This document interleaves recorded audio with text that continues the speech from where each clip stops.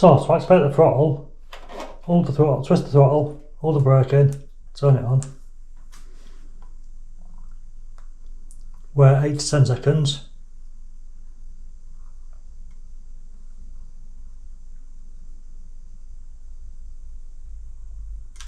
Let go, and then the throttle.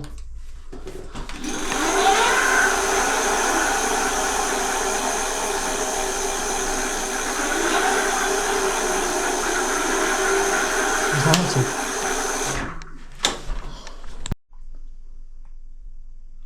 To unlock the speed, hold plus and minus to get into the menus, then hold minus on the top side button to get into this menu. Press plus to take it to LS, press the top button to get down to the 26 kilometers, and then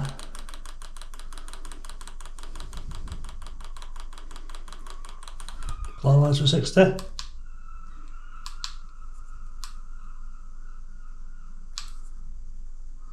Back on the main screen. And